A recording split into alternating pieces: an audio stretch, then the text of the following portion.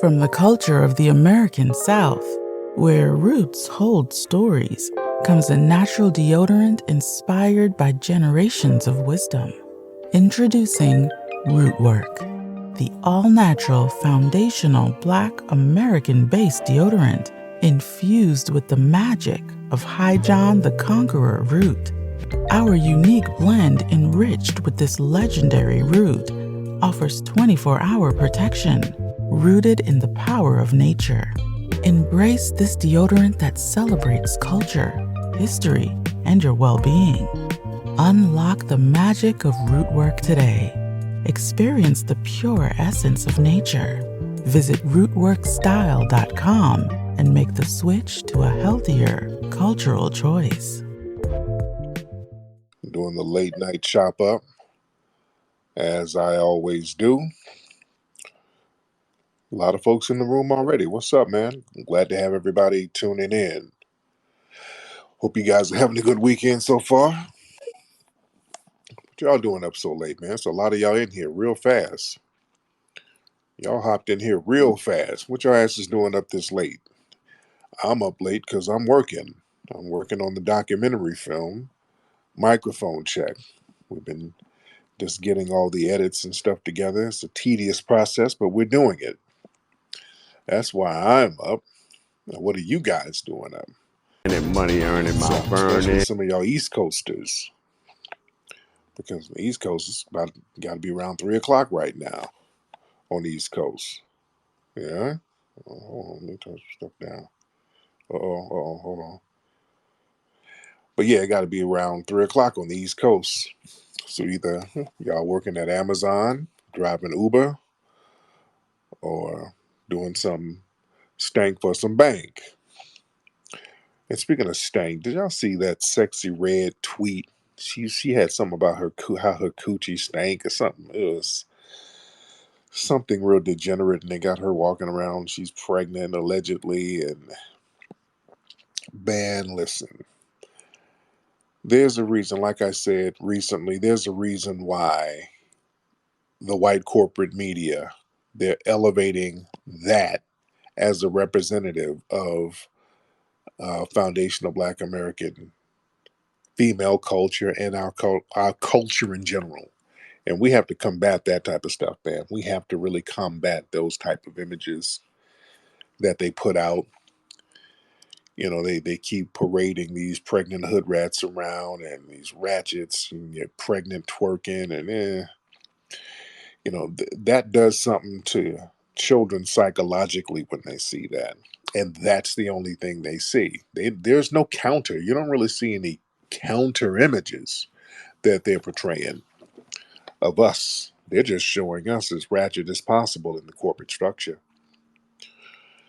And, you know, it's really up to us to control the images of ourselves and what is seen of us. It's very, very important that we take control of that.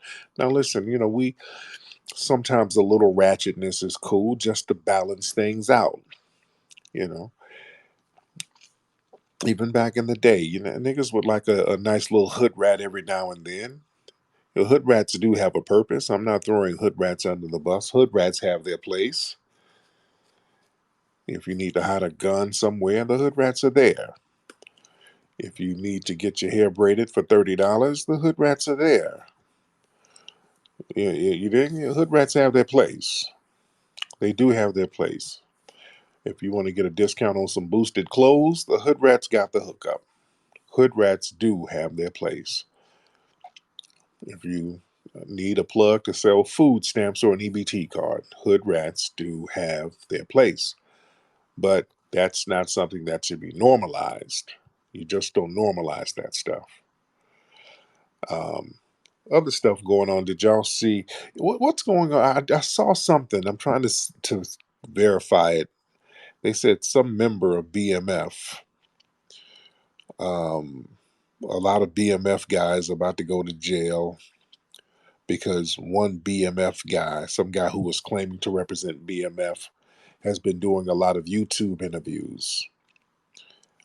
So I'm looking into that, and they're saying a whole bunch of folks about to go in. Now, I understand Big Meech is about to come out And now allegedly there's somebody out here on the streets associated with them doing a lot of chatty pattying. Dudes, I don't know what kind of street dudes we have now. I've never seen so many chatty patty niggas in my life. Dudes be clout is more important than freedom. I swear to goodness, man, Negroes out here are so attention starved where you have to go out here and take penitentiary chances by just running your damn mouth.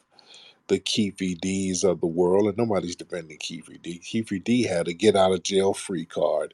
That dude had it made. That dude was involved in killing the biggest rap superstar in history at the time. On a busy street, this dude was involved in the murder of the biggest rap superstar of the time, and then got a get out of jail free card. That nigga dodged the bullet and said, nah, let me walk right back into that bullet, and start going around doing interviews, re-snitching on himself to the point where they said, we got to get this guy. That was dumb. If you get a get out of jail free card, you're supposed to sit your ass down somewhere. The reason why they got Keefe D, and I talked about this before, he's basically, if you're going around here bragging about a murder that you were a part of, you're just rubbing it into the faces of law enforcement. You're taunting them to a certain degree. And they don't make deals like that. They renege on every deal they have. He thought he was comfortable because he made a deal with them. So he's like, hell, I got immunity, so let me just get out here and get some clout now. Hell, I'm tired of living basically in a de facto witness protection. Damn, I need some clout. Shit, I need people to recognize me. I'm old, I might die. I need to get some shine. I need somebody to look at me and acknowledge me so I can feel like I'm being respected, because a lot of dudes out here are starving for respect. See, that's one thing you can't buy. Kelly, can we talk some real talk tonight? That's why a lot of tethers and a lot of buster ass dudes get real jealous and disgruntled over black males who are respected, like me and others. When you see a black person who's really respected, tethers and busters really have a problem with it. That rubs them the wrong way, because that's something that they can't get. That's something that they can't buy. You dig? See, respect is the only thing that you can really earn. If you're using money to kind of lure people around, that they'll smile in your face, but that doesn't mean they respect you. Respect is genuinely earned. I'm talking about genuine respect, where somebody can really respect you when you ain't in the room and you ain't flashing dollars or whatever. They can still show you a certain level of respect just on GP. Everybody can't do that. Everybody don't have the character to do that. You understand? So a lot of these dudes out here who's doing little street stuff, they're not really respected. Yeah, you might be out here trapping, you might have a little bread here or there, and people do business with you, but the respect ain't there. You know, you kind of a local yoko, don't nobody really know you like that. You don't have a good personality. You might, know how to go out here and grind the block a little bit, but you just don't have a certain level of respect. And that eats a lot of people up. A lot of dudes can't stand not having respect. Kids don't respect you. The women don't respect you. You got to trick your money off every time you see the women.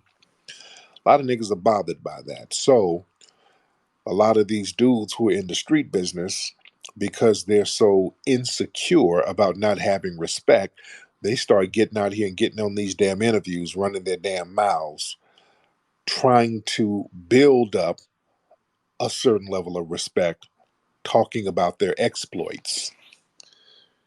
They like talking about all the dope they used to sell and all this and that they did in the streets, trying to get people to respect their hustle.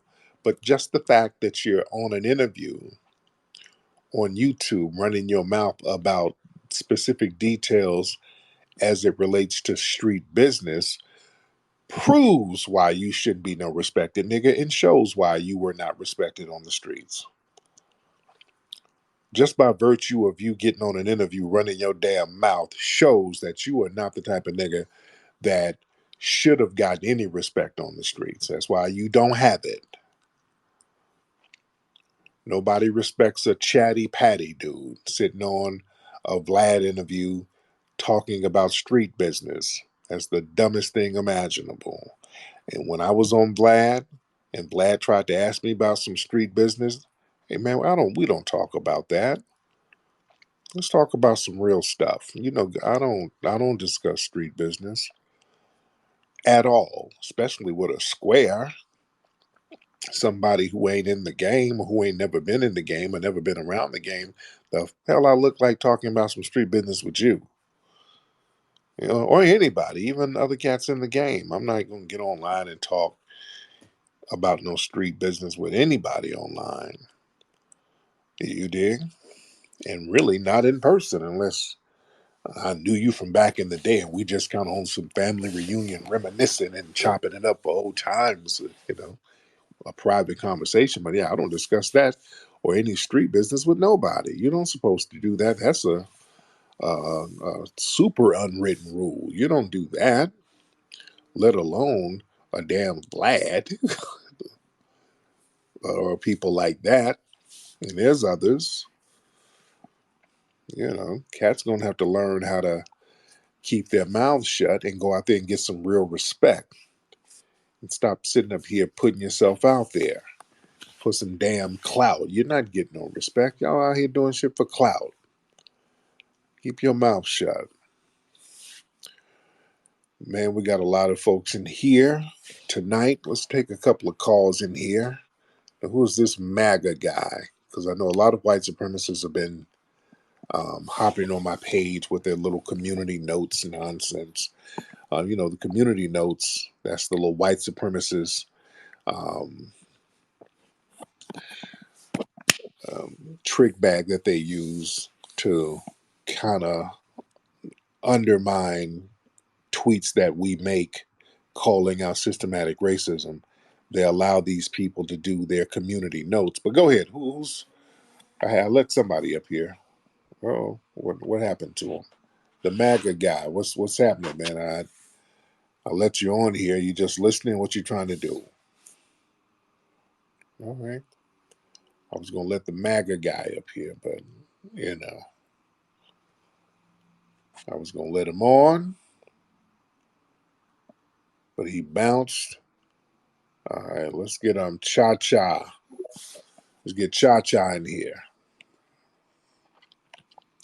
What's up, Cha Cha?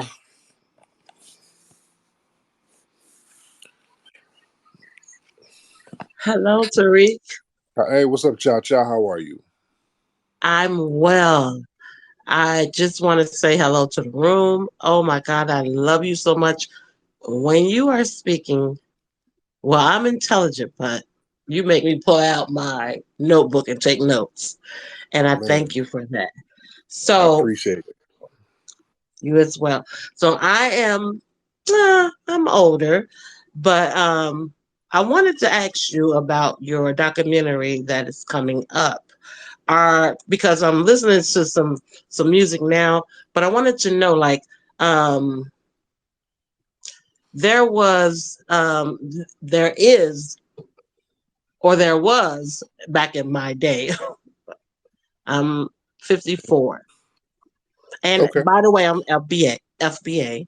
Um Oh, good. I'm wondering, does hip hop contain the breakdancing as well, or is there a timeline for that? Well, here's the thing, because we discuss in the movie with Hmm. hip hop, there wasn't a Big Bang theory where everything just happened overnight Exactly. at the Herc party. Right, where it's not that. Oh, by the way, It's a I'm gradual thing. Chicagoan. I'm from Chicago. I'm born and Yes, raised in indeed. Chicago. My folks come from the South, but just thought that would be necessary as well. But Now that's important. You know why Chicago is important? Because a lot of street dances were coming out of Chicago, and Yes, that's Chicago, a what lot I of was things that thinking. right. And I want y'all to understand, it's hip hop is not just a Bronx thing; it's a foundational Black American thing. I mean, it was a Because we were, big deal. I'm sorry to interrupt you. My apologies. yeah, Um, no, right. like I said, I'm 54, born in 69. Like they would come around, hey, we're gonna be playing music and we're gonna be break dance, we're gonna be doing it. And no disrespect, as you say, I agree to no ethnicity. However, west side of Chicago, born and raised. This was such a big deal when they would come around and let us know we're going to be over here. It never was any music other than it was, it was a varied amount of music. However, it was all Black American music. There you go. Thank you, dear. Thank you so much. Let me land her plane. All right, because she's going to kind of go on. I was trying to make a point. She wanted to say, she was. Let me. I had to land her plane. She's one of those people you got to land the plane for them. Because I wanted to make a point. You brought up something. I was talking about Chicago. Going back to the hip hop thing, and everybody go support the film. Microphone Check on the Kickstarter page. You can go to microphonecheck.com. But Chicago is very important because a lot of street dances were coming out of Chicago. When we talk about breakdancing, we're really talking about street dancing. Breaking is a part of street dancing, but the when breakdancing is kind of a catch-all term when we talk about hip hop. Hip hop is all about b-boying, DJing, graffiti, woo, woo, woo. But when you talk about b-boying, you're really talking about street dancing because we still have hip hop now. And what makes hip hop is the street dances associated with it. When you go to a party, you go to a concert, you're doing street dances. You're not necessarily spinning on your back, but it's still hip hop because you're doing street dances. We always got to make that correlation. Street dances, that's hip hop. And we started the modern street dances 1967, right when James Brown started putting the funk out there. We changed our dances, and then he started doing like boogaloo dances, and we took a lot of different dances from that and made variations of them. And again, a lot of dances were coming out of Chicago. That influenced what was happening in New York. Stuff that was happening in the South, that was influencing what was happening in New York because we all corresponded with each other. We got family all over the country. And I talked about this before. Foundational Black Americans, we would somebody would invent a dance in Detroit and it'll be down in Alabama in a couple of weeks without the internet. We had dances that would just travel all over the country because we had cousins and uncles and relatives and sisters and brothers and everybody around the country. So dances would travel. Y'all know that. Y'all, if you lived in the South, you had some cousins in Cleveland or Detroit, and they would do the Cabbage Patch, and then you start doing the Cabbage Patch, or vice versa. You do the Smurf, they start doing the Smurf. They were doing the Smurf up there. Our dances would travel without internet. We were just connected as a family like that. And then what doubled down? Let's go back to Chicago. What happened in Chicago? Right in the early '70s, Soul Train. Soul Train aired in Chicago first. Soul Train was in Chicago first, then they moved to Los Angeles. And now on Soul Train, we're watching street dances every single week. That influenced hip hop. See, that's another thing that's left out. That absolutely influenced hip hop. And if you look at early Soul Train, these dudes was hitting the floor, doing floor work, putting the locking and the popping and all of that stuff in the early '70s. That is hip hop. That's why you see the breakdancers incorporate those moves. See, when we do microphone check, this one, the next one is going to be about the West Coast. We're going to have to get into this West Coast thing too.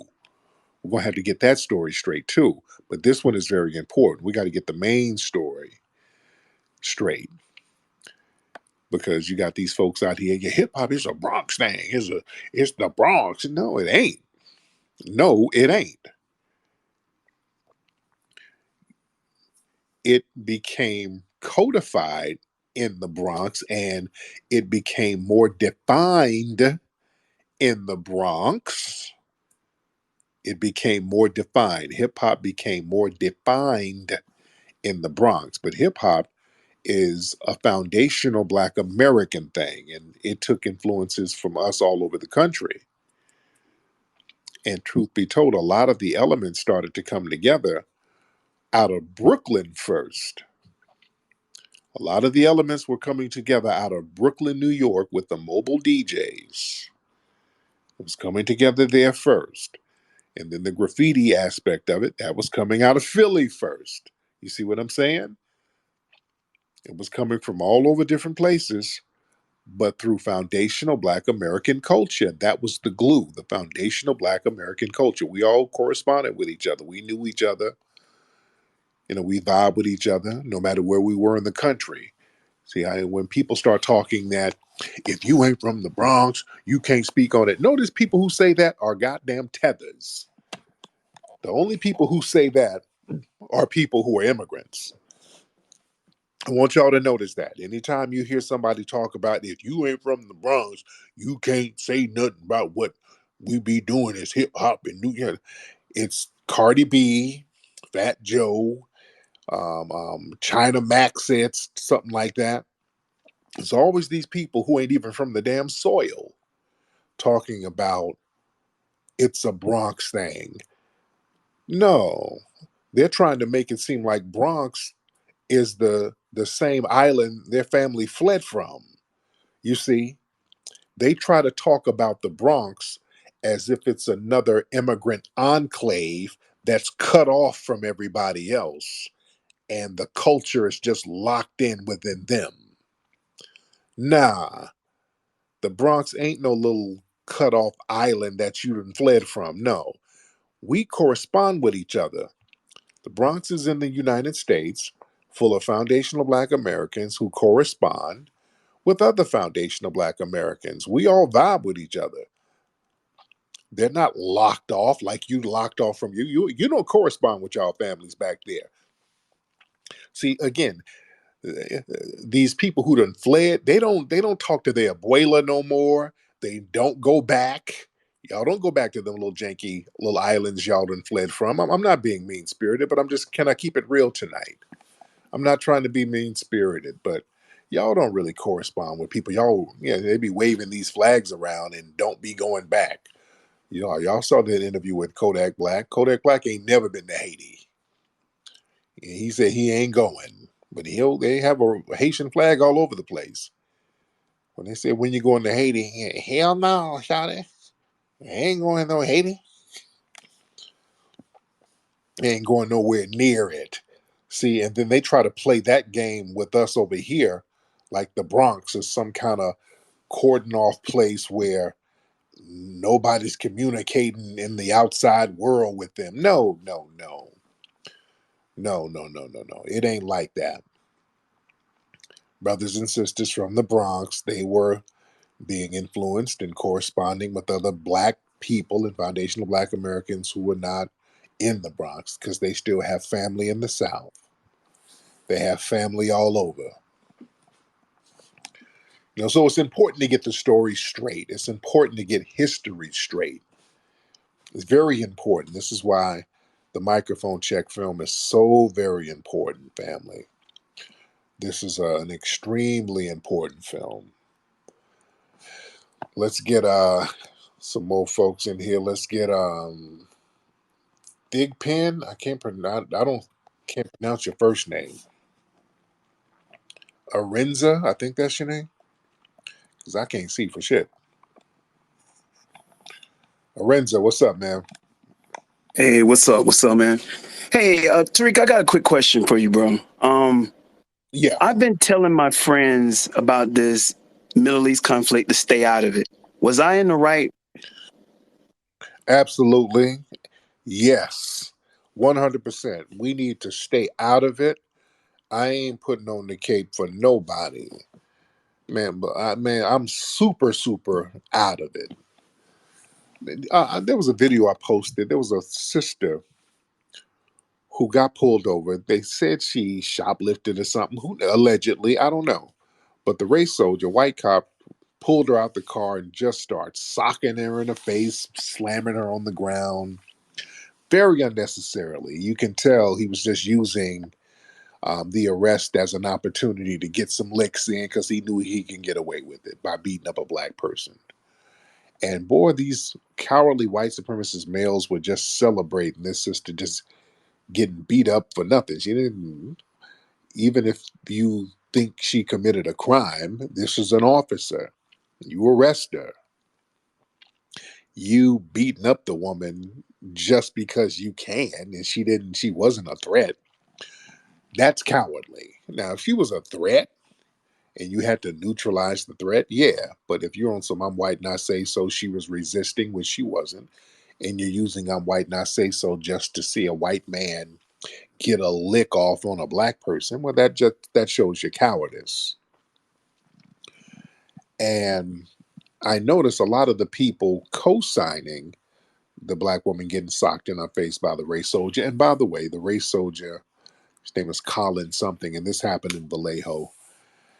He has a history of beating down on black folks and getting complaints. So the guy has a whole history of violence, and they let him on the force. So this is a full-fledged race soldier. But a lot of them immigrants, a lot of these people from these conflicted lands where they have to flee, a lot of them in the comment section high-fiving each other over a black woman getting socked in the head by a damn race soldier. There's a lot of foreign names and a lot of foreigners and a lot of immigrants sitting here kakan and kikiing. And then y'all want me to put the damn cape on for some of these people? Moi? Nigga, please. I'm cool. And I don't want to hear none of that stuff. You don't come to me about nothing. We got FBA business we got to handle over here, man. I ain't putting on the cape for nobody. And I'm tired of seeing black folks try to step out there because they want you to step out there and take a side so that you can get badgered down on. So they can. It was that sister, was a sister who was a college professor, and she said something in support of Palestine. Then they said, oops, that means you're anti Semitic. And that woman lost her job. Black folks, stop, dude. Y'all sit your ass down. Y'all don't lose y'all job over this. They're just looking for a reason to drag us in to kind of punch us up. No, man, don't lose your job over this. This ain't worth losing your job for. You ain't got to say nothing. And please, just say, I'm out of it. I'm. If they ask you at your job, hey, I'm letting them work it out. But there's people doing this. Hey, man, I'm letting them work it out. We got issues over here that I'm focused on. That's just what it is. Yeah. Well, we got a lot of folks in here tonight. And by the way, while I'm talking, y'all can hit up microphonecheck.com and support the Kickstarter. We're at the 50% mark. We're 50% at our goal, and we got 14 days to go. So if everybody can get involved and get that thing over the hump, that would be phenomenal. Let's get Ron. I think that's your name. Is it on me, Ram? Ron, what's up, man? What's going on, Tariq? Tariq Nasheed, man. What's going on, man? What's up now? How I'm you good doing? now. Are you Ethiopian? Are you Ethiopian, Somalian? Where you from? Eritrean, man. Okay, Eritrean, I was close.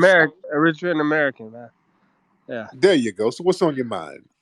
Okay, yeah. I do agree that that was excessive force. Being from California, and I've seen it. You know, interactions with police officers. Yeah. Uh, Yeah, a video. People interpret things based on their own experiences.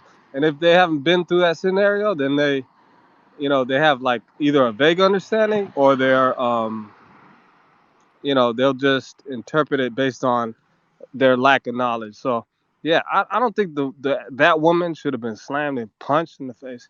I mean, come on, you're a man, bro. Like, if you look at the size difference, he could have easily just subdued her, bro. He didn't have to Right, punch her in the face, right?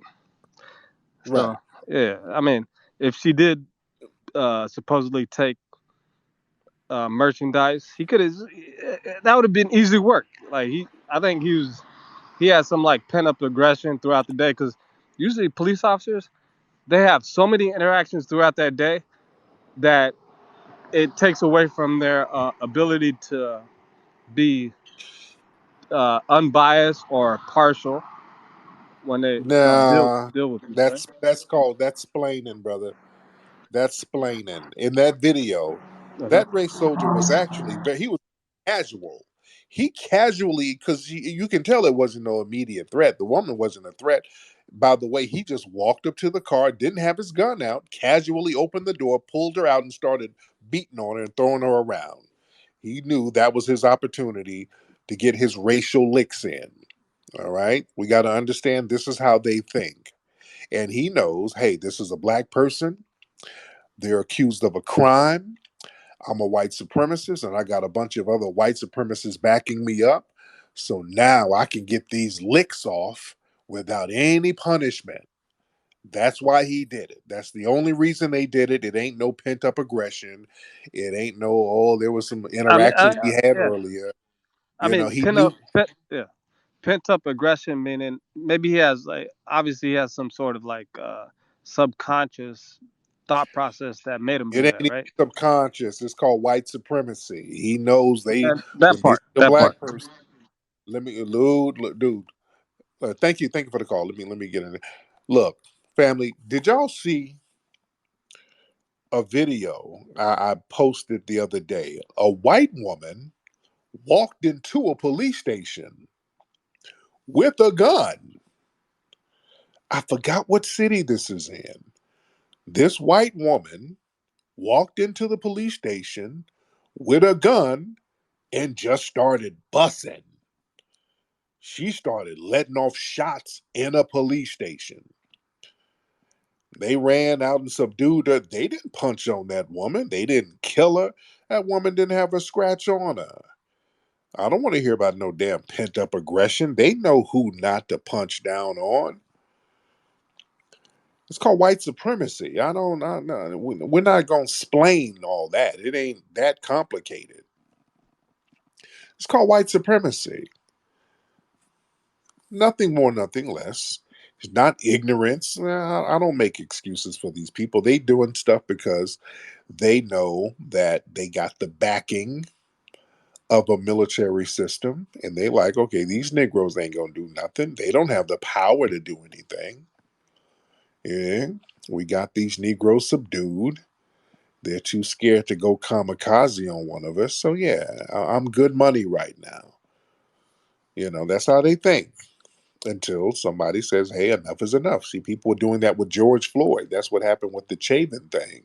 See, that's where it gets dangerous, because these white supremacists do these bold moves, and you never know when one of these bold moves is going to light that match. They're still salty about the George Floyd thing because, see, the thing is, the turn up is unpredictable. You never know what's going to make the shit pop off. You dig? So, they still want to practice white supremacy. They want to do their little devilish acts, but they never know the temperature and the mood, what's going to make people say, hey, man, it's just, hey, that's a bridge too far. Hand me those matches and that gasoline. They never know what's going to take it to that next level. Like George Floyd, that thing, that took it to another level. They weren't expecting that. Yeah. They never know. But the white supremacists are always going to try, and they're always going to support the white supremacist operatives within law enforcement. They do stuff simply because they can. That's all. It's not about ignorance. because they have a whole history and a track record of doing this stuff. And they got a whole bunch of supporters, people who will back them up. You got a whole bunch of insecure, nothing ass white supremacists who don't have anything going on except white supremacy. That's the only thing they get up for in life. We're on their brains all the time. And same thing with tethers. They're little minions. Because, see, I put the tethers in the same category. There was another situation where a white supremacist down in Houston was following this sister, and he smashed her car window out. And she followed him in the store, and he was calling her all types of niggas, this and niggas that. I forgot his name. David. I forgot his name. I forgot his last name. But people actually found the guy. They videotaped him, and people actually found the guy down in Houston. This dude has a black wife. This white supremacist who got into a road rage incident, basically assaulting a sister by breaking her car windows and calling her all types of stupid niggas and all of this stuff. I'm talking about with the hard ER. That dude has a whole black wife. When you look at his social media, and the wife, her name is Sabrina. I smell Bammy. Her wig is kind of crooked, so there might be some Bammy or Joloff there. I'm really getting a non-FBA vibe with that wife. You understand? And that's down in Houston. There's a lot of non-FBA people down there. Yeah. But that wife of his, the wig is kind of questionable. The wig is kind of crooked, so she might be an island gal. Yeah. With a whole full-fledged white supremacist out here assaulting black women in the streets. You see? Y'all think just because y'all get a zaddy, or if a zaddy is out here dating sisters, that he's supposed to come to the barbecue. Nothing is further from the truth. These zaddies will sit up here cupcaking with a sister and be the grand wizard of the clan. Look at how many of these Proud Boys got black significant others. There was one who was living in Hawaii, has a black wife and a black child, throwing up a white supremacist hand sign all the time. Remember back in a few years ago, I think this was in Virginia, there was a black girl in class. I think she had her phone and she was just being a little unruly about giving her phone to the teacher. They called the school cop in there, the white man, and he started beating down on this little teenage black girl. And when people were kind of getting at him about it, they were like in the media, hey, you know, he has a black girlfriend. He has a black fiance. How can he be racist? Some of these dudes who are dating sisters, that doesn't erase their white supremacist views. Once them dudes get out the bedroom, these guys go out here in the streets and terrorize people. Hell, look at Bill Maher. Bill Maher was running around here dating all the sisters in LA, dating everybody, chasing black asses all over LA. Listen to him now. He sounds like Richard Spencer now. Yeah. I'm never impressed by somebody just because they're dating a black person. I'm not impressed by a white girl who's doing it. I'm not impressed by a white man who's doing it. You laying up with a black person don't impress me at all. What's your disposition towards black people in general as far as justice? That's all I'm looking at. Who you banging don't mean nothing. Sarah Palin was getting black dick. You dig? And she has extremely conservative views. Doesn't mean anything. Because that's a fetish. All right, let's get Mira in here. All right. Let's get Mira. What's up, Mira? Mira or Myra? Oh my gosh, Right. I'm sitting here listening and then I heard my name. I was like, wait a minute. Hi. Yep. How are you, dear? I am great. Oh my goodness, I'm so happy to be speaking with you. Yes, indeed. Where are you from, Mira? I'm originally from LA, but I live in Phoenix. Phoenix is a very beautiful place. Arizona is very nice. Yeah, it's nice, but it has a long way to go as far as diversity. Oh yeah, it's slow motion as far as that. Just visually, it's a pretty place. You went out there for work. You working out there in tech or something? Yes, I work out here. I work in Scottsdale, but I am very homesick. I miss LA, but I don't know.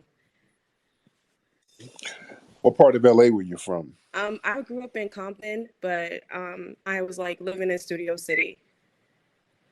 Oh yeah, oh yeah. So what's on your mind, Miss Mira? Um, Several things. I mean, I don't think everybody's like freely speaking on what's going on overseas. That's really like the main thing that's kind of like taking over right now. Just seeing like how much influence the government has with like the overseas like, you know, foreign policies and stuff. And it's like what we have going on today in the country, it's like it's clear that we don't matter, Americans. And it's kind of perfect because with the election coming up, we kind of see that we don't matter. The Black Americans do not matter. Well, we got to make ourselves matter because we matter. We matter, but we got to stay on our square. Well, we have. Let me tell you something. These folks monitor everything we do. They have whole little systems set up just to monitor what we do, what we're talking about, what we're thinking, what the trends are going to be, meaning what are we going to possibly do. I'm telling you, we are monitored all the time. We are rent free in these people's brains all the time, but we allow them to ignore our needs. We allow them to come around us and talk around what we're supposed to get. They start talking a little crazy and then we start backing off. Luckily, enough of us, we're not backing off. We're standing on our square, especially as far as the political game. The Democrats who we normally vote for, they're in trouble right now. And they know it, and they're in trouble because of the black voter base. We're looking at other options. We're not supporting them like we used to, and they are in trouble. And they are scrambling for this next election to come up with a strategy to get us back on the Democratic coon train. And we let them know we're not getting on a coon train. We're getting on a money train. You're going to have to break bread. So they got their think tanks going on. They're at the drawing board trying to figure out how to get us on board and try to finesse us into supporting them without giving us anything. And that's just not going to work. So we have to stay on our square, which is what we're doing. We have to let people know we're not going to let you disrespect us. Um, we got the whole situation where people are trying to take our culture. This whole thing with Fat Joe and all of these Latinos sitting up here trying to claim that they created hip hop. Us standing up to that is important. See, we have to make ourselves matter. We have to say, hey, no, you're not going to take our culture. We're pooling our resources together to come up with another narrative. I don't give a damn how many millions the white corporate structure is putting together to put these lies out. We're going to get our resources together and stand on truth. We just have to stay on our square and not let these people punk us out. That's all we got to do. We matter. We have to make ourselves matter. Our position of mattering should not be contingent upon their decision of us mattering. We're not going to let them make the decision whether or not we matter. We are saying we matter.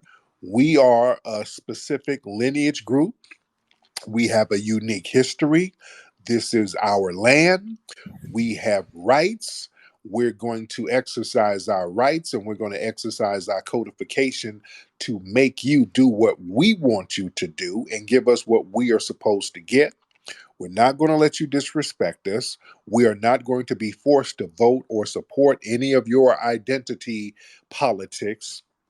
that's not conducive to our well-being, and we're going to stand on our square. It's called being codified. All we have to do is just be on a codified mindset, and we'll start getting stuff done, which is what we're doing. You understand? I do. And I wanted to say, I think they're going to be really shocked with the West Coast because a lot of FBAs in LA and Arizona, we're not going for it. So they know, like, we're over it. Like you said, tangibles, we need that. We're no longer falling for like the butter biscuits and the nothing sandwiches. So I Yep. think they're going to be really surprised with the West Coast because we are definitely not in favor of what's happening right now. Real talk. Thank you so much, Mary. Oh, Yeah. Yes, indeed. It's a new day, man. We're not going for the okey doke no more. We're not going for the okey doke no more. I'm telling you, these people know the Democrats are in trouble. I'm telling you, behind the scenes, us on the grassroots, we've been getting a lot of phone calls where people are trying to kind of get us on the team. You know what I'm saying? A lot of us on the grassroots, a lot of the influencers, we've been getting calls left and right. They know what it is. Yeah, because we're not doing the whole minority thing. Notice, I want y'all to notice something. Y'all don't see the word minority around no more, do you? Y'all don't see them using the word minority like they used to, because they know that's a dirty word to say around us. They don't say that. They don't say minority is a dirty word. They don't even use that no more. I want y'all to notice that. They don't use that shit no more. We've made that a dirty word. We've replenished that. We've relinquished that word. We've said, hey, you got to take that bullshit on somewhere. The minute you say minority, we shut up. Nope. Up. If they put a document out towards us and we're looking for that word, we're actually looking for the code words and the trick words. The minute they put a document out, the minute they come around us, hey guys, man, we got a new program, man. Biden, man, he loves black people, and we got a new dreamer plan for you. We got a new freedom plan, whatever. Here's the plan, man. It's a great plan for black people. And then everybody's reading it now. See, we're reading the fine print as a group now. Because usually we'll just let them come out and tell us some bullshit. They'll say, hey man, we got something black. Oh, cool. I'm gonna vote for you because you acknowledge me. We were, for real, we were doing that for a long time. If they acknowledge us, that was good enough. Oh, thank you so much, Miss Hillary. Thank you for giving me these hush puppies and cash pit nuggets. I thank you for coming down here to the church. Nah, no. When they come around us now with some documents, we're like, hey, give me my glasses. Hold on, let me read this. Hold on, Biden. Let me read what you just gave me. Hold on, give me about 5 minutes. Let me read through it. Let me see. Black. You got that minority. LGBT. Whoa.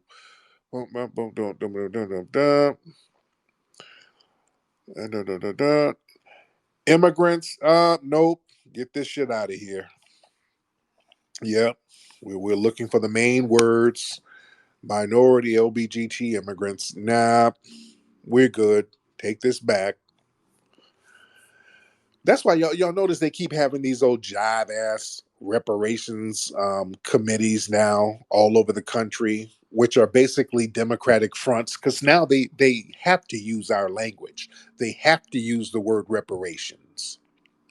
They have to use it, but we got to watch out for that. They're like, okay, let's just say reparations. Hell, that's what these niggas want. They want reparations, so let's just have a bunch of reparations hearings, and they're not really reparations. I posted a clip where they had some shit in New York where I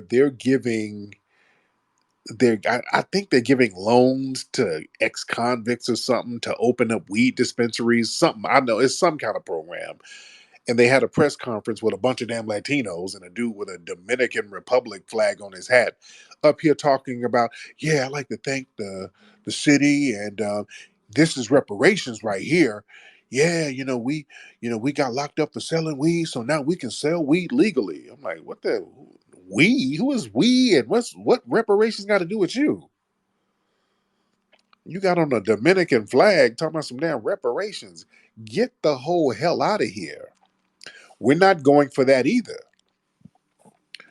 See, that's why us getting on our culture code was very important. See, that was very important. See, they weren't expecting that, us to be on code culturally. Understanding our foundation of Black American history and lineage and our culture, and also not letting any and everybody act as spokespersons for us and represent us. That was a very important thing. I saw that a mile away. I said, "Hey, man, we need to get our culture together, because once we get the culture together, we can walk into the political arena stronger. Because when you get your culture together and you gatekeep your culture, you're not going to let any and everybody represent you, because that was our problem. Our problem when we were on some African American, we all global Negroes and we one big Negro, we just let everybody represent us because we were on some, hey, we all black. So yeah, he black, he can speak for us. And we let a bunch of tethers get out here and run roughshod with the language and just get out here and say anything. And they had all types of other agendas. That was part of the problem right there. We kept letting tethers be our damn representative, who these people had dual allegiances. And we thought, okay, he's a person of color, so I guess he's speaking in my best interest too. And we were sadly damn mistaken. So now that we've not allowed tethers to represent us, we've made more progress. Look at how fast we got the reparations thing on the table now. We've made reparations a national conversation in a relatively short period of time, just getting on our cultural square, just being culturally codified. Being culturally codified, we stopped the random tethers from going out here acting as our spokespersons, claiming that any and everything is reparations when it's not. And these people who ain't even qualified to get reparations representing us, which was problematic within itself. You got people who ain't even qualified to get it. They're trying to speak for us and then trying to denigrate the reparations claims. But these reparations hearings are clown shows that they got out here now. I saw one. I don't even know where it was. I think it was in Michigan somewhere. They had some old Negroes. They got in Cobra and all of these people. I'm telling you, the minute I see a reparations panel and they got in Cobra, a narc on it, it's not legitimate. Just understand that, family. That anytime you see a reparations conference that's about to pop off, and just look at who's on there. If you see in Cobra, it's a Democratic shield, get out the vote smokescreen, guys. When them old in Cobra niggas show up, the clown show is gonna go down. That's why down in Atlanta, they had all of those Democratic shills at that little janky reparations thing. And first of all, it was halfway empty, or hardly nobody went. And they were up there, a woman talking about reparations for Negroes on the planet Mars, and a nigga who looked like a Wish app Drake with a backpack on up there rapping. It was the silliest, goofiest shit I've ever seen. It was a clown show. This nigga up here with a dumb backpack. Everybody say reparations. Say reparations. Say I gotta get paid. Sit down. Man, sit the hell down with this nonsense, dude. That's some Democratic shill shit. They orchestrate that so it can be a clown show. And then I saw the one today. I saw a clip. I think it was in Michigan. They got the old Negroes on there doing all of these little symbolic things. First of all, elders, can I speak? Can I speak? I must ask the elders if I can speak. Okay, thank you, elders. In the Yoruba tradition, we is going to pour out some libations. Oh God! Yeah. Then it turns into a Kwanzaa fest. No, no, let's talk policy. Let's get to the nitty gritty. Well, let's not do all of these Kunta Kinte ass gestures. And we got to shout out to Africa, and it becomes a Pan African thing. That's by design. That's by design. They try to confuse the politics to try to get us off the land. They try to get our mind off the land. They try to get us into a foreigner's mindset. I'm telling you, when they do that, that's a psyop they try to do. When we go to these reparations panels and it's run by NARC and the Democrats are underfunding, they're underwriting it rather. The name of the game is to always talk Africa like we're foreigners here, get us into a foreigner mindset.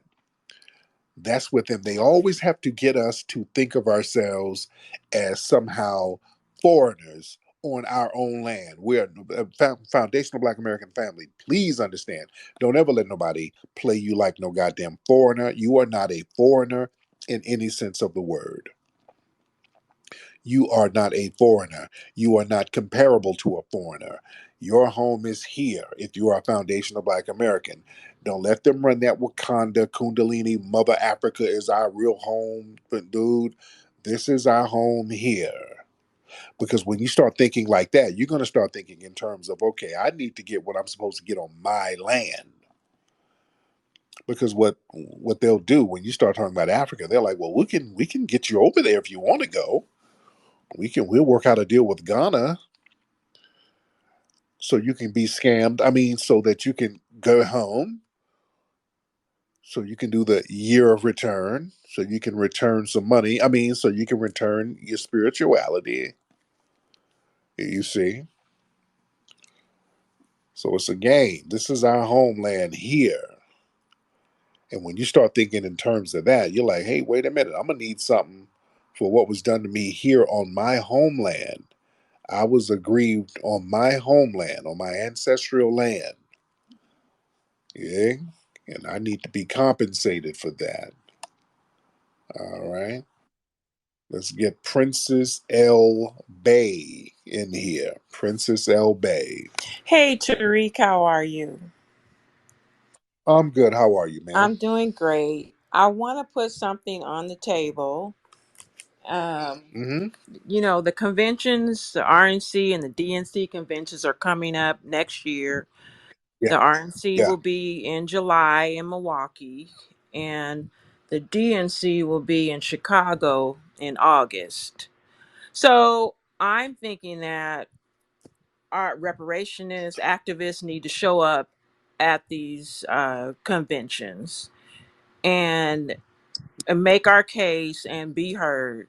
Everyone is going to be there. The people, everyone that we need to talk to, we just need to show ourselves. We really do. And I think it would be a great opportunity to do that at their conventions that will be nationally, broadcast. So I want to know what you think Yeah. about that. Yeah. That is something that people can do. People can go to these places and let the agenda be known. I know that security is tight for these places, so going in um, on the inside, you will be somewhat limited on what you can do and say because the security is going to be hella tight. On the outside, you know, you might be able to say what you need to say. But yeah, if you feel like you need to go up there, some people need to go up there and let the messaging be heard. I would not disagree with that. All right, let's get Shivers. Shivers in here. Shivers. All right, Shivers, what's up? Waiting on Shivers. All right, Shivers, where you at? What's up, man? How are you, brother? I'm doing good, man. Hey, check it out. This is one of those times, man, where I want to give a shout out to Tariq, to everybody that's in this room, man, understand what this man is doing, because I had no idea how much my ancestry meant to me until this man was talking about FBA. And I was in Ancestry for weekends, searching and searching. I've gone back so far to about it's 1670 now that I have my ancestry traced back. So Oh I wow. definitely want to thank you, man, for even just letting us know, and educating all of us on the history and FBA shit. But um, there was a black lady out here. I mean, I'm out here in Little Rock right now, just visiting for work, and there was a black lady out here that didn't know what FBA was, and we were talking about it. And I started telling her about the ancestry, and she was like, "Oh shit! Well, yeah, my family's from Florida, and then we moved out here to Arkansas." So she didn't even know she was FBA, and she FBA. Oh yeah. So Oh yeah. yeah, man. Real talk, man. But I appreciate real. But listen, here's the thing, man. The foundational Black American family. See, y'all been tricked by a bunch of tethers and white supremacists. They projected their own lineage insecurities onto us for a long time. We've been sitting here letting people project horse shit on us, telling us that we don't have a history, we don't know where we're from. We let people run that game on us. Do y'all know how much horse crap that is? First of all, we are the only people who know who we are. We've been on this land longer than anybody. We can trace our lineage back further than anybody, damn near. Let's be clear. White people who immigrated from Europe, and most white people in America immigrated here after 1870s, they don't know what the hell is going on back in Europe. They don't have no ties back there. A lot of these white people who came through on Ellis Island, they don't have any more ties back home. They never went back. They brought their broke little hungry asses over here and never looked back. Many of them can't trace their lineage back farther than 1900. That's why whenever these white supremacists call up and you talk to them, hey man, where's your family from? I think I got a little Scottish in me, dude. I got a little might be a little Norwegian in there, dude. I'm not sure. They never know. They just start rattling off certain things. They don't know. They don't know. They know somebody fled and they never look back. They don't keep in touch with none of the people back in Europe. None. None. You understand? And many of them got here and they started changing their names when they got here.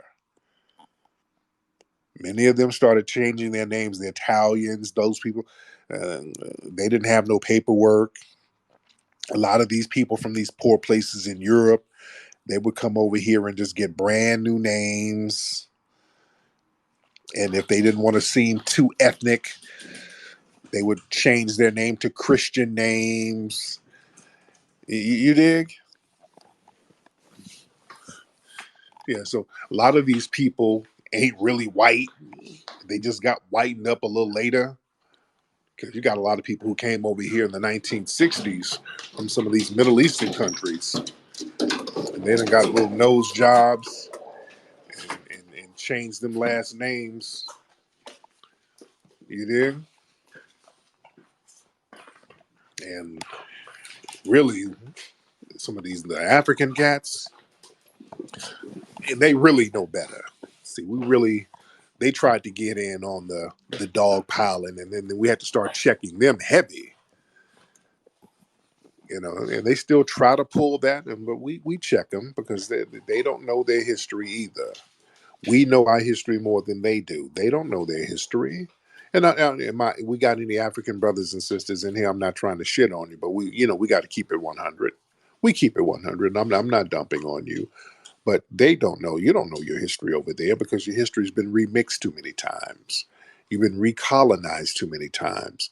People act like when they start talking about Igbo and Yoruba and all that, those tribes are not as old as you think they are. And some of those tribes are tribes by name only. Those are people who were pushed away from one region of Africa to another region in the 1800s, and then they became a part of the Igbo region or whatever. So they don't really trace their shit back too far. They don't have no old ancient names. They don't. They didn't even have last names in West Africa until the 1800s. They didn't have surnames. You think, and I talked about this many times before. I'm not trying to denigrate anybody. I'm not trying to denigrate anybody. But I'm saying a lot of people who try to project this, you niggas don't know who you are.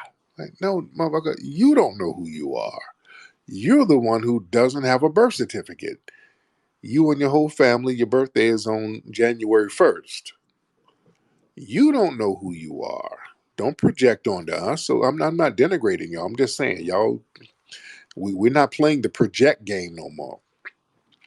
And notice they stopped doing that once we start checking them. Once we let them know, hey, nigga, we know you ain't got no birth certificate. And they're, ooh, shit. How did you know? Yeah, they done chilled out with all that talk. Yeah. So we're not going to do that. Yeah. Foundational Black Americans, we got a long, rich, deep history, a long, rich, deep culture, and we're starting to gatekeep our history and our culture. Yeah. Let me get a couple of more calls in here. All right. Let's get Super Kev. Let's get Super Kev in here. Super Kev. Hey, Flex, what's going on, man? I'm good, man. How are you, sir? Man, I'm all right. Calling in from Virginia, 757. Look, hey, me and the wife, we went to DC. We gonna need you to come back to DC. We gonna need this back in DC because it's Yeah. going crazy out here, man. But keep it going, baby. We proud of you for sure. I appreciate you, man. Thank you, man. Everybody wants us to go back to DC, man. I'm thinking about it. A lot of folks want us to go back. I'm really thinking about it. It's a lot of work, but I'm thinking about it. What's up, brother? You got some Arabic names on your name. I don't know what your name is. Oh yeah, hey Tariq. Yeah, that's me. My name is Yannick. Yeah, so yeah, I just want to give quick shout out to you. Yeah. Yes, indeed. Where you from? Where you from, Sianik? So I'm half and half. So my mom is Cameroonian. My dad is Black American. Yeah. So I grew up in There you Cameroon. Yeah, moved to Cameroon when I was 6 years old. So yeah, a lot of the go. stuff you say is true. As far as like Black American influence. Because as a kid, like when I went to go get haircuts over there, like you would see like posters with like Black American men and different haircuts that they get. So Oh yeah, yeah, so I thought, that all over. yeah, so Yeah. I just found that really interesting and with how the influence, and then also yeah, I'm gonna land the plane really quick. Then there's another thing as well where as far as like lineage. So yeah, since I grew up in Africa, I didn't know as much as of the history about like I mean I knew my Black American family, I knew my people from Louisiana, but it was really interesting when I went to ancestry.com and I saw how far back uh, the lineage like went back to. Yeah, as far as I've traced back the family to like 1860s. So they're all from Louisiana. Yeah, Right. yeah, all from Louisiana. Both my from my dad's maternal and paternal side of the family. So I just want to give a quick shout out to the FBA family as well. So Right now, over in Cameroon, yes, because I know you guys were that was colonized by the French, yes. and was it called Guinea at first? No, no, no, no, no. I No, actually, like Cameroon, like it was colonized. It wasn't colonized, but it was discovered Well, at least that's what they say in history. But yeah, they say it was founded by the Portuguese at first, so it was called Rio dos Cameros. Then Yeah, after the Germans came and took over. the Germans got it Yeah, right, right. before The the Germans, French and the British came, because Cameroon is split. It's like a French and English part, so it's both the French and English and the British that colonized it. right. So yeah, they took turns, Yeah. colonizing that land and then remixing it and splitting it up and all of this stuff. Yes. So Yes. yeah, yeah, Yeah. And my yeah. man. But Yeah. Yeah. yeah, I was going to add one more thing before I land this plane. Yeah, I always tell, like, because I'm around a lot of Africans, and I always say, like, yeah, when you hear about these reparations, like, it should be Africans should use it as a template for them to go get reparations from all these European countries, just to see how Black Americans do right, it, and, like, okay, this is how we organize, because we don't really organize. They're not organized, so it's like everything is tribalistic. So yeah. right, right. So yeah, yeah, I got to get rid of that stuff. But thank you, brother. But yeah, that's my point, man. Over there, they don't really understand the history like that because they've been remixed and colonized over and over by so many different people. First it was the Portuguese. They came in and got a little piece, and then the Germans came in, and then they said, okay, this part is going to be Cameroon here. And then the French said, let me get a piece, and we're going to rename it, and then we're going to corner off some more. And y'all got to understand, when these different imperialistic white supremacist powers are coming in, taking over the land, and then they redistrict everything and move people around, it ain't the same people. It's people from different regions are brought in, and then people from different regions are sent out, and then you're part of another part. It's people are just getting flipped around all over the place. So you don't have a firm history. And I say that unfortunately, it's not your fault. It's not your fault. I'm not blaming the victims. They've been victimized by white supremacy, like we have. Yeah, we've all been victimized by white supremacy, but I hate when they come over and try to wag their finger at us. Like, you niggas don't know who you are. I'm like, nigga, we can trace that shit back to the 1600s. We kind of know who we are more than any other group. That's one thing. By circumstances, we were able to kind of maintain a cultural continuity over here. That's why people kind of look to us, because we as foundational Black Americans, we are the most grounded people culturally. You understand? Especially as Black people. That's why people are so amazed by us, because we have roots here, man. We have a rooted culture. So we can draw back on our ancestry. See, that's why they like to remix history so much. We can draw back on history and get strength from that and get power from that. There's a lot of power in your ancestry, man. There's a lot of power in your ancestry. That's why I talk about root work and hoodoo and all of that stuff, because that's basically you gaining strength from your ancestry in the context of um, herbal healing. It's not a religion. It's just you recognizing and getting spiritual healing and strength from your ancestry in the context of herbal medicinal healing. So we got to stop being afraid of certain things that we're about culturally. Because the thing is, man, when you understand what your culture is, that gives you a better respect for it.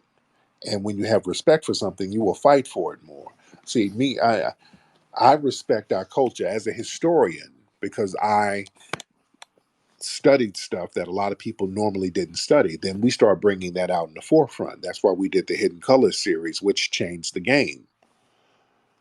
We did that series, and that showed people our history, and people were just blown away by it. And that caused a global cultural shift as far as the knowledge that created the woke movement.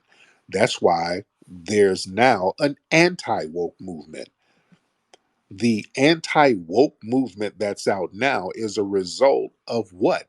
You gotta be anti something that's pro something. The woke movement was what we ushered in when we were teaching people about their history. They can't have us too woke now.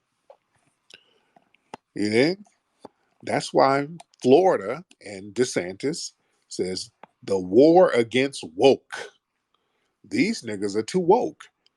And why Florida, out of all places? Because the anti-woke movement is nationwide, but Florida is ground central.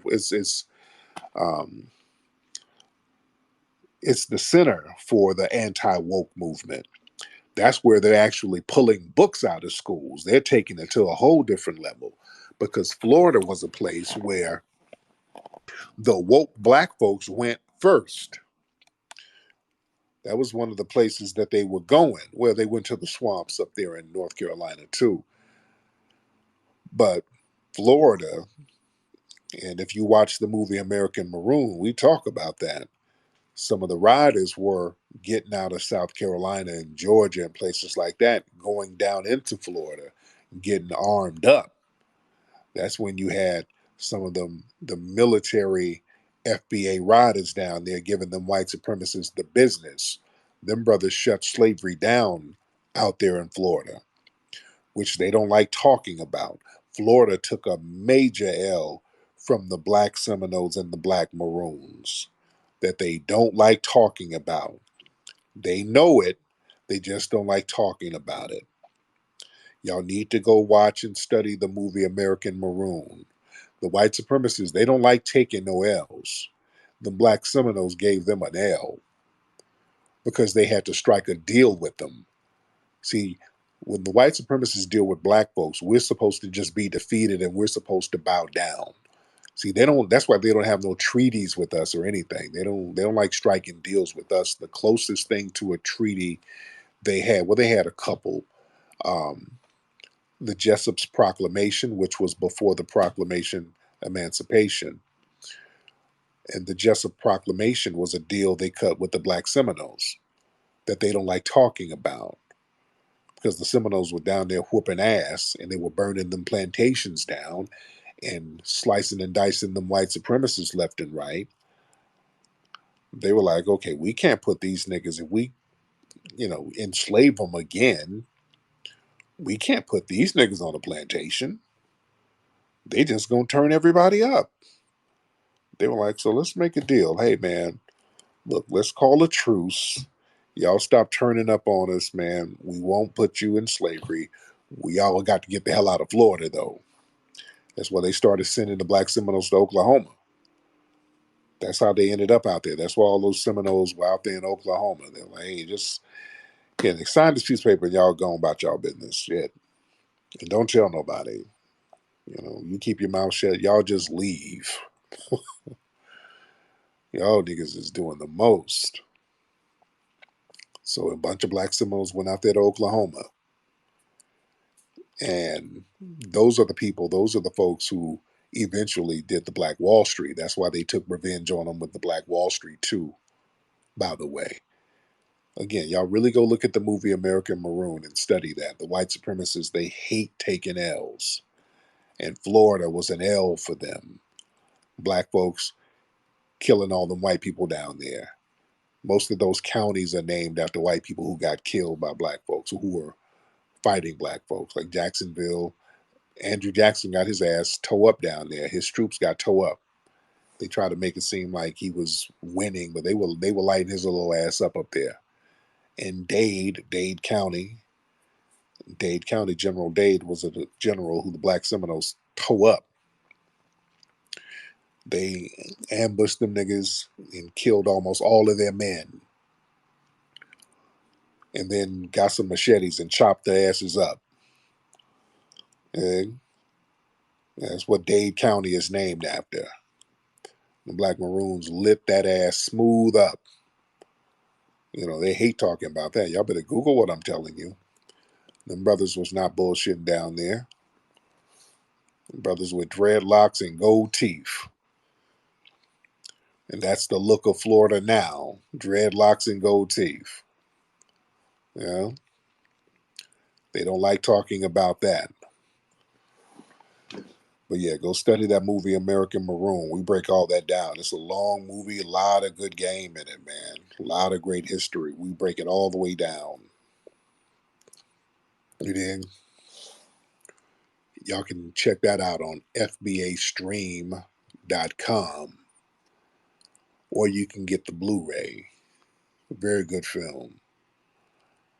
And another good film is the movie we're doing now about hip hop, Microphone Check.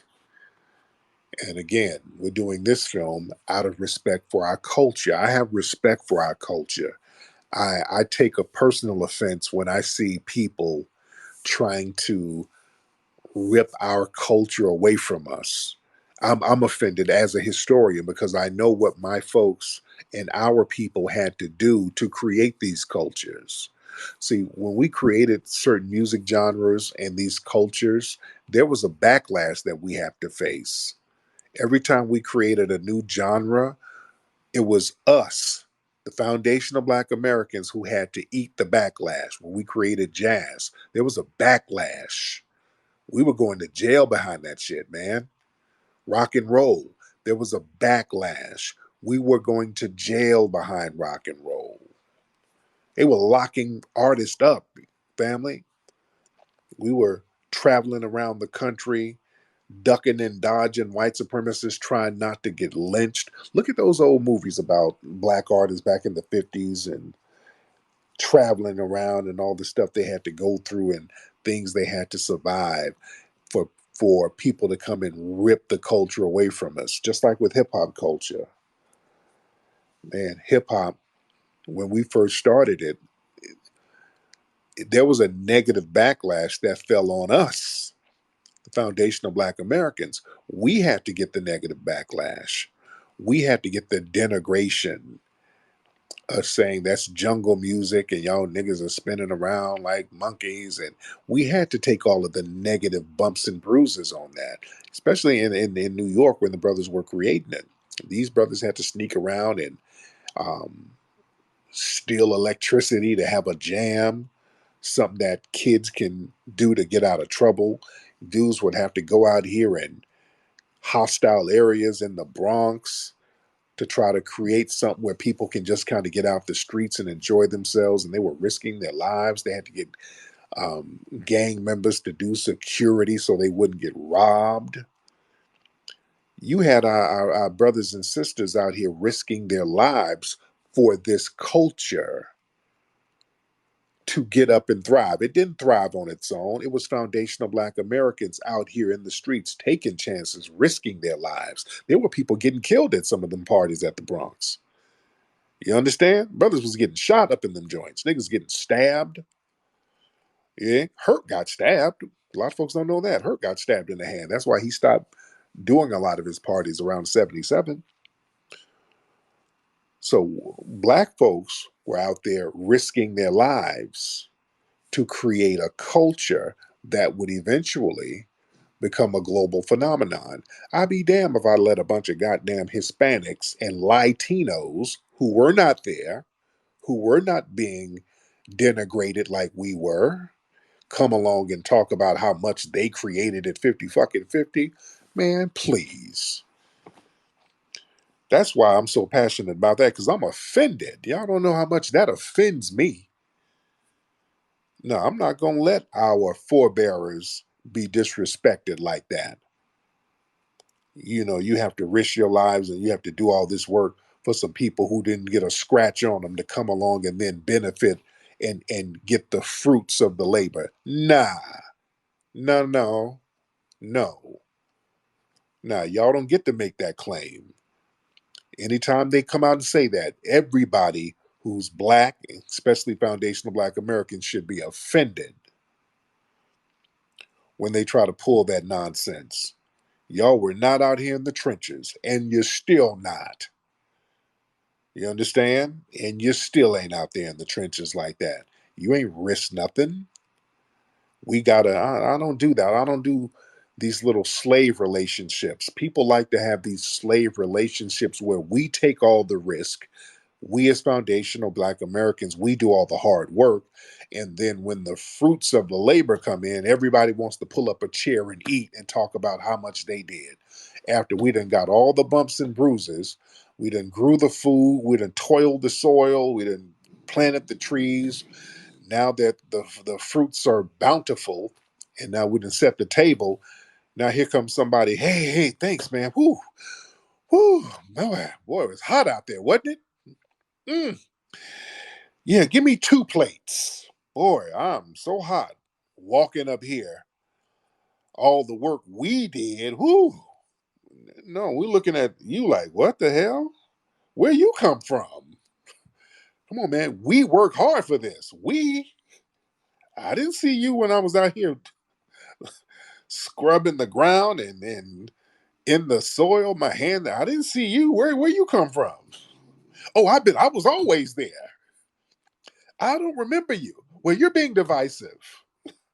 That's really the conversation right now, guys.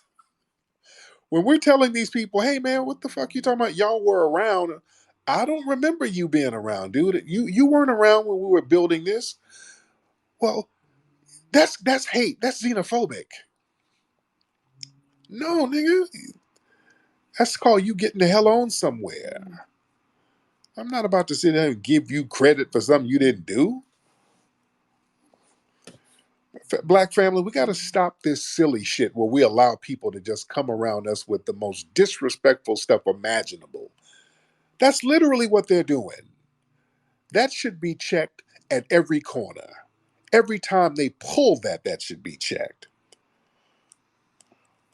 That's why all these pioneers, and I'm so glad we got them in one spot, saying none of these people were around in the inception of what we were creating. None of them. They were not around. They came later. And it's up to us to get that truth out there. And that is what we're doing. We're getting that truth out there. Anyway, man, it's getting late.